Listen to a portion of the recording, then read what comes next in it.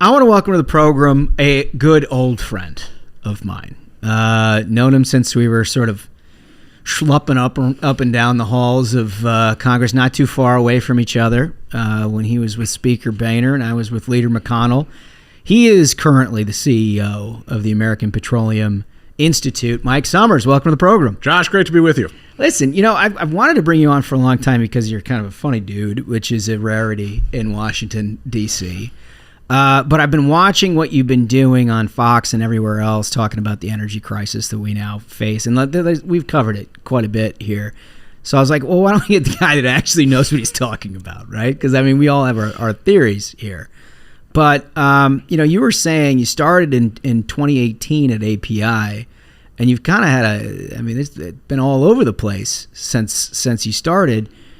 What is it, the chain of events that have sort of led us to this moment? Because we've talked a lot about all the policy failures that contribute to where gas is today and sort of how it affects our foreign policy and everything else. But I'd be interested in your perspective on that. Yeah, so let's start with some raw numbers. So at the beginning, let's just begin with how America uses oil and gas today. So you think about what world demand is throughout the world. We're talking about 100 million barrels of oil used every single day throughout the world. Truly an amazing number. It is. But you think about that during the worst part of the COVID-19 pandemic, so think of April 2020 or so, the world was only consuming about 81 million barrels of oil every single day. But when you put that into perspective, all Western economies basically shut down. People weren't traveling, They weren't going to work, they weren't going to school. But we were still using 81 million barrels of oil every single day. I can't believe it doesn't run on wind and solar panels. I was told that that's the way it all works. Our whole life is run by oil. All of the products that we use, the makeup that we put on our face, the iPhone is made of petroleum products. So even when world demand suffered as a consequence of the COVID-19 pandemic, we're still using a ton of oil every single day. So you think about that perspective, but then you think about the fact that the world economy did really shut down for that period of time. And as a consequence of that, supply went down in the United States and throughout the world as well. So right now, we're finally in this period where world economies are starting to come back again, and you're starting to see demand come back. We're almost at that level again of world demand being 100 million barrels of oil a day. In fact, we expect in 2023 that number is going to go up to about 102 million barrels of oil every single day. And it really speaks to the importance of American energy leadership. We talk about this all the time at API, about the importance of the United States continuing to produce. In 2008, when you and I were schlepping around Capitol Hill, the United States was producing about 6 million barrels of oil every single day, and that number was going down dramatically. Right now, we're producing almost 12 million barrels of oil a day. And the reason that happened wasn't because of some government mandate. It isn't because of anything Congress certainly did. It's because the industry innovated it in ways that made it easier for us to produce oil and natural gas here in the United States. And so imagine the scenario dealing with this terrible situation with Russia and Ukraine if the United States was only producing 6 million barrels of oil. Be a pretty bad deal. Be a very bad deal. The industry itself really self-sanctioned during that the beginning of the Russia-Ukraine situation. What the industry did is it said, we're not going to take any more Russian crude into the United States.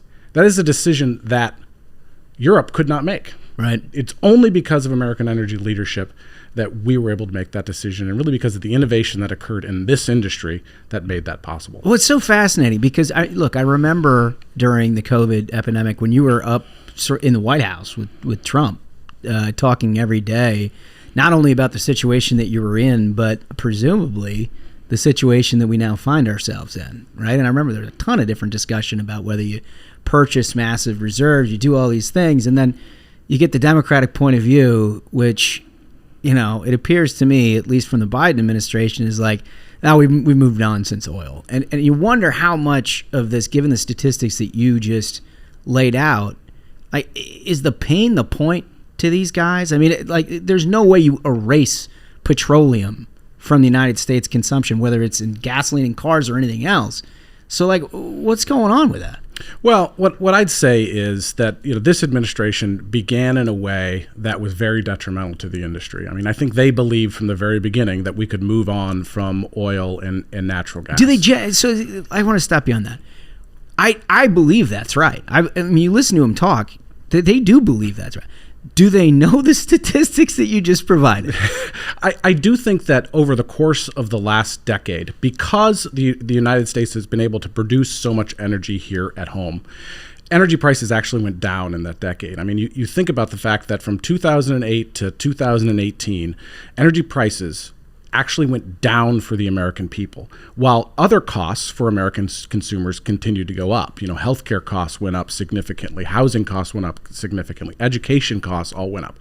But energy costs, household energy costs actually went down because the United States was producing more of its energy here at home. It's an amazing statistic. It's really the reason we were able to get out of the 2008 financial crisis, was because of the fracking revolution that occurred right here in the United States, in Texas and Oklahoma, and in the Bakken in North Dakota. But at the beginning of this administration, they made some bad policy choices. And I think it's because of that last decade, we really had a holiday from energy history where we were close to energy independence here in the United States. Energy prices were going down. But when energy prices are low, nobody thinks about energy. Right. And so we're at the point now where everybody's thinking about energy because costs have gone up significantly. But the Biden administration comes in and they make some really bad policy choices, closing off the Keystone XL pipeline, stopping leasing and permitting on federal lands and federal waters, cutting off Alaska, the Alaska National Wildlife Refuge, from exploration. So after policy choice after policy choice after policy choice, and then you add on top of it demand coming back from COVID-19 and further restrictions that they're putting on financial markets, you really end up where we're no longer in this holiday from energy history. And we need to make sure that right now our focus is on reversing some of those policies to get us back to a point of American energy independence and American energy So leadership. How frustrating is it to you? Because look, you're a serious guy. But like what they're talking about is fundamentally unserious. I mean, you listed the policy decisions that they made at the outset of this administration, which inevitably leads to part of the problem that we're having now, right? I mean, that's just a supply-demand thing. You don't actually have to be an economist to figure it out. It's real.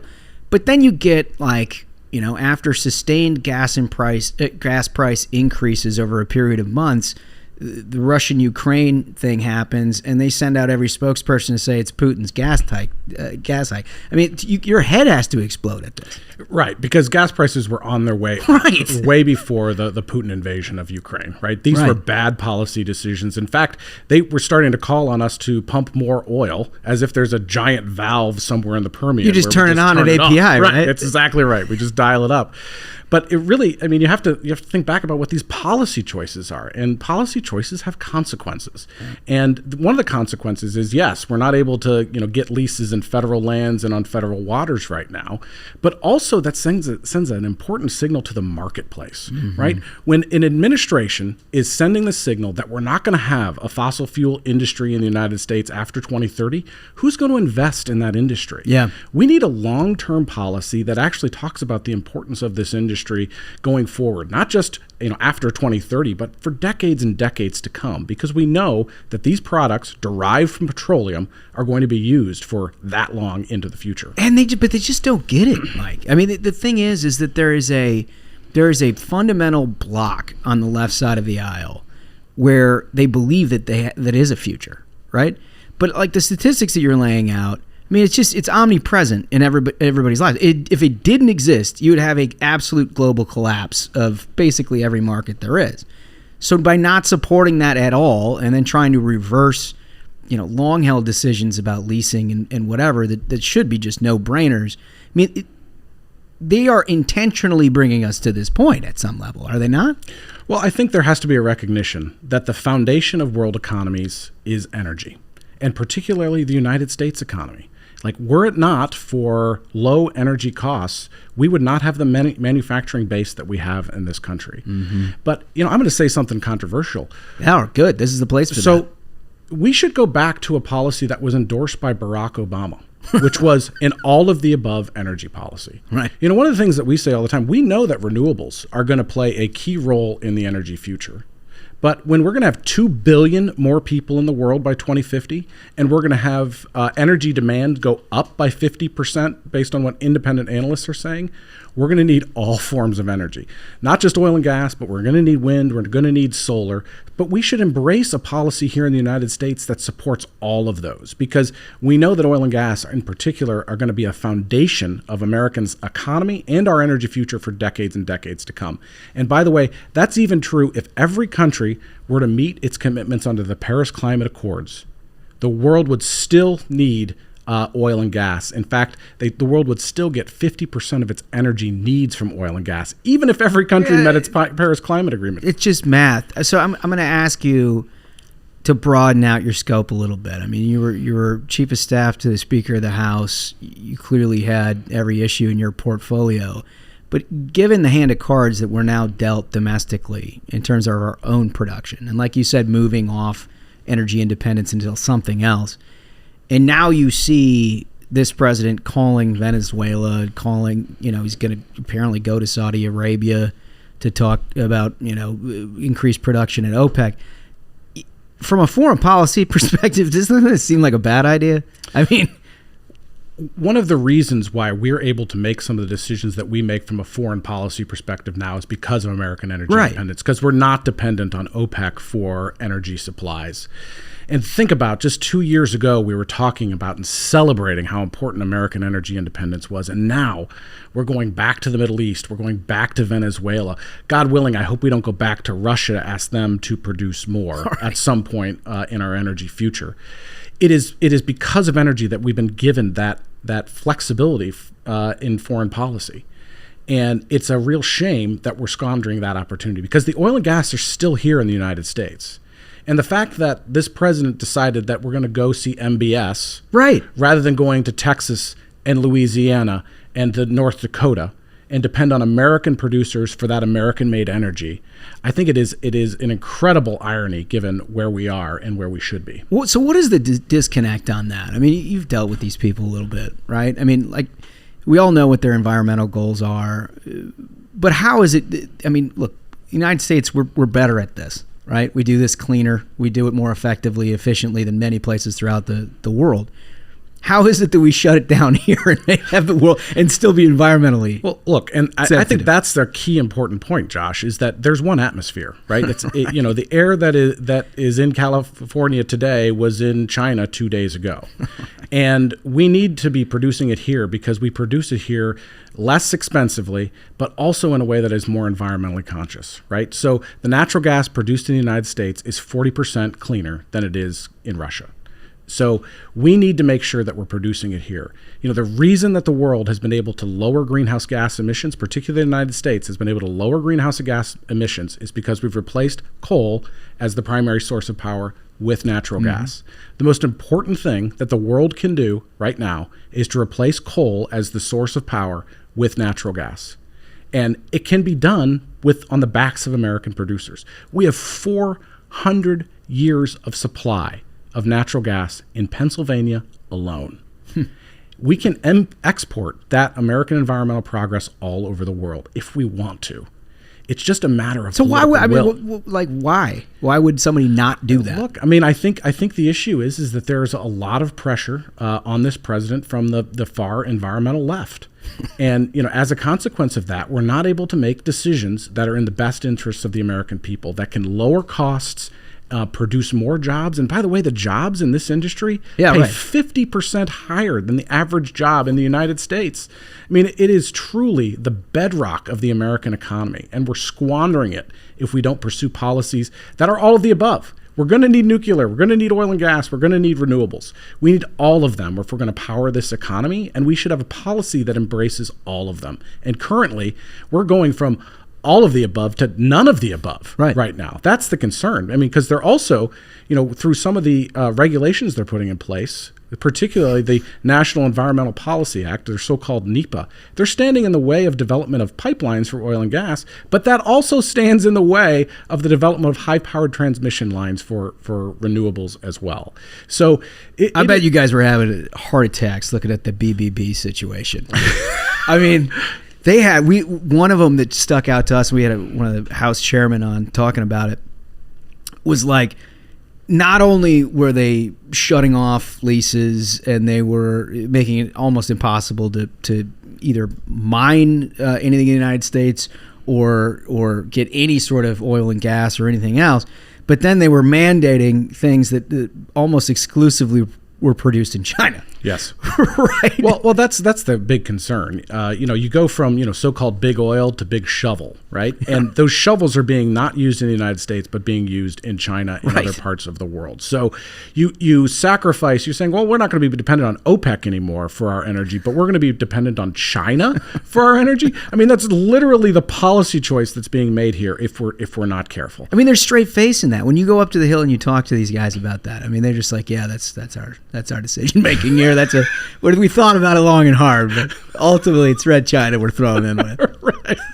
It really is incredible. And look, we will embrace policies that advance all energies going forward. You're so diplomatic. Listen to you. I just want a recognition of how important this industry is going to be for decades and decades and decades. Yeah, well, you got that recognition here for sure. Let me ask you a question that's not exactly in your bailiwick, but it is. We had the premier of Alberta on. Jason Kenney. What a great guy. Yeah. Yep. I was thinking you probably had a relationship there. But he was talking, not only about Keystone and everything else, but also when the Biden administration finds itself a little short on oil and gas, they're not hesitant to go to Russia, to Venezuela, to OPEC. He's like, what's up? Right. He's like, hey, we're up north. We're like, we got a lot of stuff here.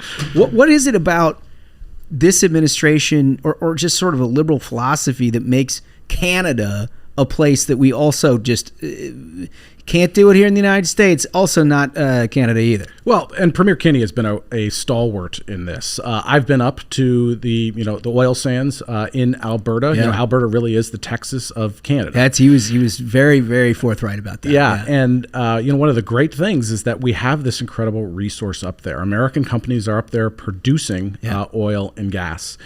It is an incredible thing to behold. And their focus on environmental protection is incredible as well. I mean, the long-term investment that companies are making up there, we're talking about being up there for 80 years to produce this and then returning it to a state that it has never seen before. Mm-hmm. I mean, their focus on environmental protection is incredible in Canada.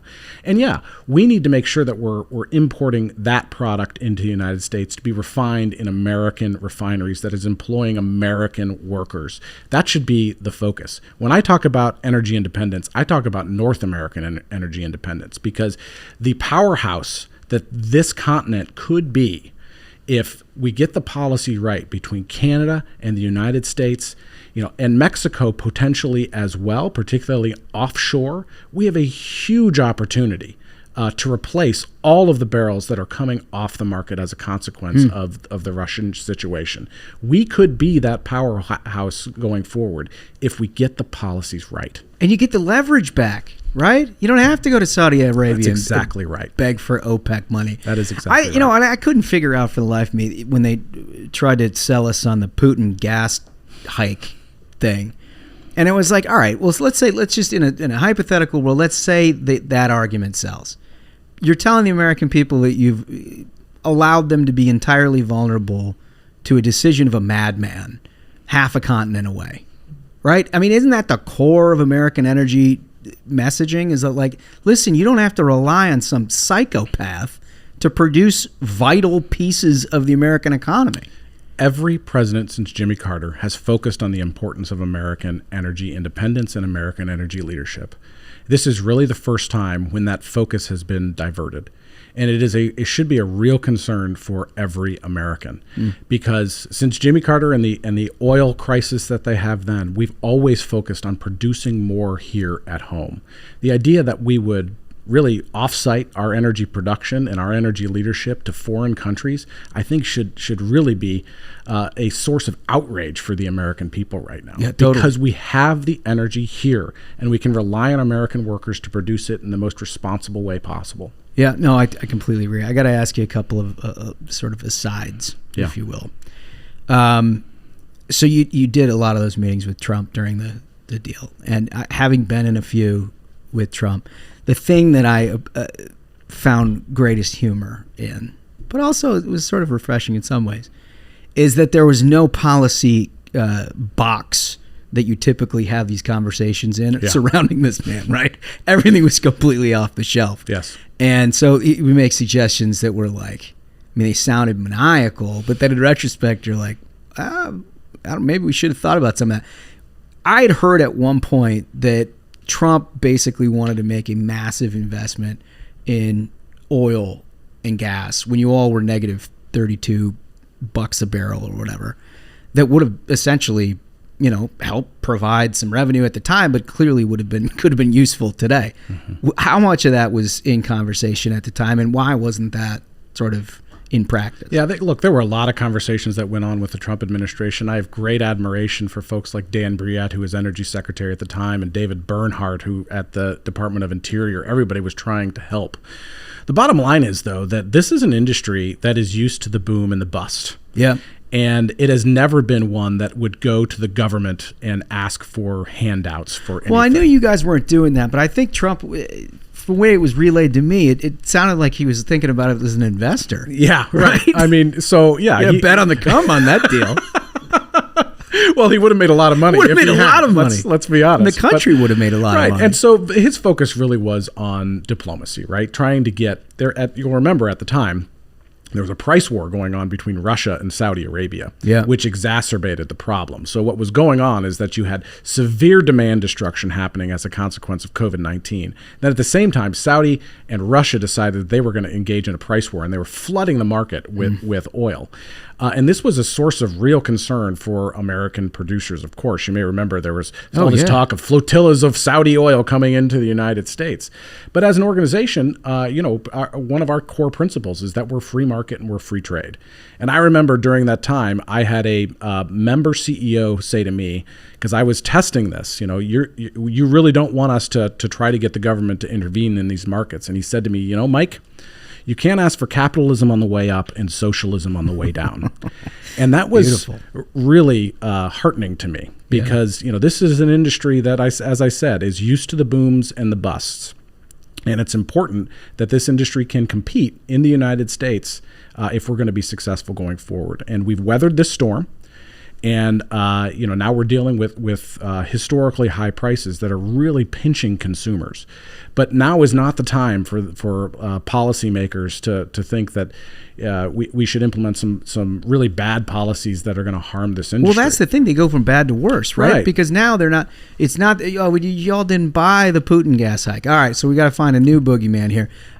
Oil companies, right? Yes. I mean, that's the thing that we come back to with these guys is that certainly it can't be their fault and their shitty decision making, and it has to be somebody's fault. So now I'm sure they're washing up on your shores again. Absolutely. So some of the policy options that they're pursuing right now are investigating price gouging. It's just like, investigate away, folks. Turn off the spigot, and then, oh my gosh, the price went up. Right. So the other one that they're talking about now is a so-called windfall profits tax, right? Which would tax oil companies, at a time of high prices. Again, a terrible policy decision. I mean, all of this should be viewed through the principle of we need more oil. We need more natural gas at a time of high prices. And every policy that have been put forward so far will mean less oil and less natural gas. So let's pursue policies that incentivize people to produce more here in the United States.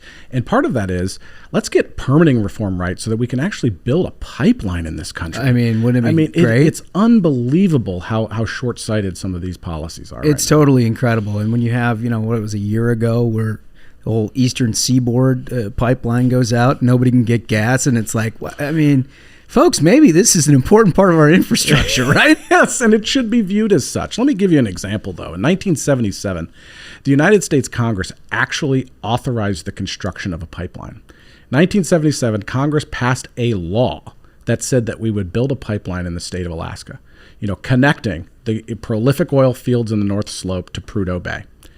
That was an act of Congress. So it looks like we're probably going into a period of divided government. We should be thinking of other things like that Congress could do in a divided government scenario that will advance American energy security. There's a great pipeline that is that should be under construction right now, connecting West Virginia and Virginia to produce gas that can be made for export to Europe. It's called the Mountain Valley Pipeline. Maybe that should be an energy security priority that Congress should pursue during this time. Yeah. The Biden administration has no plan to allow for continued development in the Gulf of Mexico. They're required by law to do it. It's called the 5-year plan. They say they're going to kick it off by June 30th. That was the expiration day that they were supposed to have it done. No plans for leasing onshore or offshore at this point. No plans for further infrastructure development. We haven't built a refinery in this country since the 1970s. We need a comprehensive plan here on how to deal with energy crisis and energy and consumer costs right now. Yeah. This is the time to do it. No, it really is. And listen, as long as I've known you, you've been in the middle of one crisis or another, and there's nobody I trust more. You somehow keep a good sense of humor about it. But I mean, look, I remember sitting in your office and walking back and forth watching Boehner just sucking down cigarettes left and right, dealing with like financial crises. I actually thought the world might end at that point, but we all survived. I do recall one time when we were dealing with the fiscal cliff negotiations, and we were trying to pass a bill that would, somewhat lower taxes for the American people, but they weren't as low as they would have been, the day before. And I remember going into John's office, and we weren't able to pass the bill. This was one of those times when Mitch McConnell had to come in, swoop in, and cut a deal. And I went in, and I had a letter of resignation in my pocket. And he looks at me and he says, "Michael, I don't want anybody stressing about this." And I'm thinking to myself, like, this is the lowest point of your speakership and my time as your chief of staff, and you don't want anybody stressing about it.